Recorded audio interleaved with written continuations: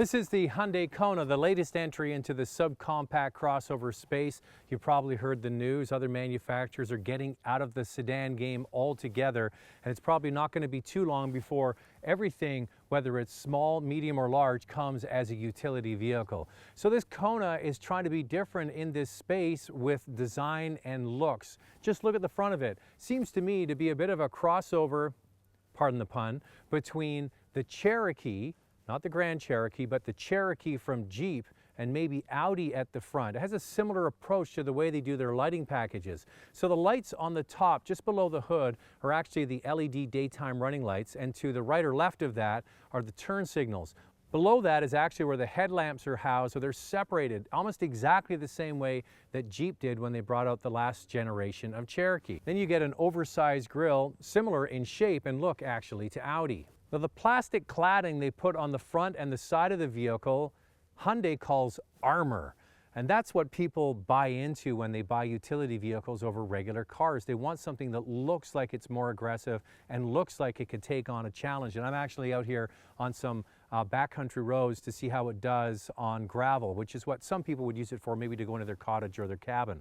They've continued with that armor look around the back. So the black cladding around the rear wheels and across the bumper is meant to give the vehicle an anchored, aggressive look. And they've done the same thing at the back as they've done in the front. They've separated the light clusters to give it a unique identity. So because the utility space is so competitive now, you need to stand out. And Hyundai is doing that also with their color packages. You can get the two-tone look that really makes this vehicle pop for people that want to have a small runabout in the city, but also get attention. I do like this one in the blue. The green that they used in Kona in Hawaii for the launch was not the color I would pick, but I think this blue one with the gray and polished aluminum wheels certainly looks good. Now, the price starts at around $21,000 and goes all the way to $32,000 in the Canadian market if you want that two-tone look. So we're going to get inside. I'm going to show you how big it is, how useful it is, take it for a drive, and explain how they have a two-engine approach to the Kona. I'm doing everything in my power not to call it the Kia Kona. It's the Hyundai Kona. That's bad, right? But Kia Kona sounds better. But it's not, it's a Hyundai.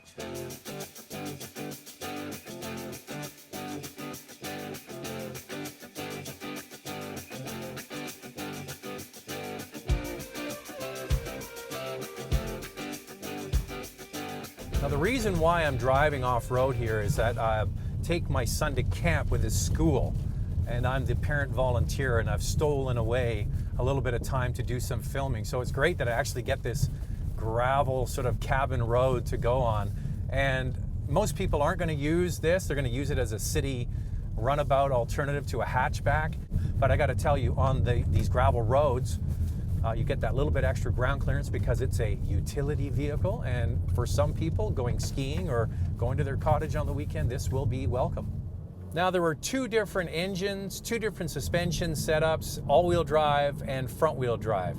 So let's start with the base model at basically $21,000. What you get is front-wheel drive and a torsion beam rear suspension. Now, that's only sold on the base model. That's to get people into the dealerships attracted based on price at that $21,000. You go up $1,000 in the Canadian marketplace to $22,000. You add in all-wheel drive, but when you get all-wheel drive, you also get an independent rear suspension. Now that would be automatically the one I'd go to, because the difference between a torsion beam, which can be good in some situations, I think Jetta did a good job with the torsion beam, but with this car, having had a chance to drive it from Vancouver to Whistler, boy, this thing is stuck on the ground. It really does an excellent job of providing road handling to the point where I was really surprised. So then you have the option of two engines. So the base engine is a 147 horsepower 2-liter engine. It's been used many times through the Hyundai and Kia family. And then you can get the 1.6-liter turbo, the one I have. Now I wish I had the 147 to try, because a lot of people will buy that. But when you go up to basically $27,000 in the Canadian marketplace, you have the option to get this engine. You also get standard all-wheel drive and the independent rear suspension, but a lot more power at 175 horsepower, but more importantly, 195 pound-feet of torque. And when you get this engine, you go from a 6-speed regular torque converter automatic setup to a dual clutch. And that makes this very crisp to drive. And what I find is it's the mid-range passing and acceleration that really is a lot of fun and optimal. So driving along now, doing 70 kilometers an hour, put my foot into it, and then you drop a gear or two and that turbocharger takes off. You also have drive modes here, from normal and sport. I found really makes a difference and stiffens up the steering. The Hyundai has given us the turbo 4-cylinder model, which is obviously high spec, not the base car, but the actual layout, the seating position will be the same for all of them. And for the way they've designed the interior, the seating position is going to appeal to a lot of people. The front seats, for example, you sit up fairly high, which is kind of what you want when you buy a utility vehicle. A lot of people like these because you can see down the road a little bit farther. So even though this is a subcompact utility vehicle, it gives you that essence that you're sitting up just a little bit higher. Same for the back seat, surprising amount of room. When you compare it to a product like the CX-3 from Mazda, this is notably bigger in the back seat. I have the front seat set for my driving position. I could sit behind myself, no problem. There's not a ton of leg room, but there is still some leg room there and headroom. And you have what's called theater seating. The back seats sit up just a little bit higher than the front seats, so the back seat passengers actually get a commanding view down the road.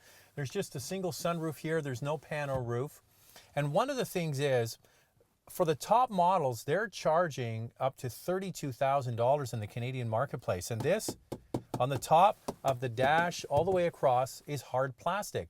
So what they've done is to give it contrasting material textures and finishes, but it is still just hard plastic. You do get soft touch panels in the door here where the door handle is and where the armrest is, but everything else in the door is hard plastic. Same for the center armrest, soft here, center consoles are all hard plastic. Now I could give it a pass for that, for the, the $22,000 base model.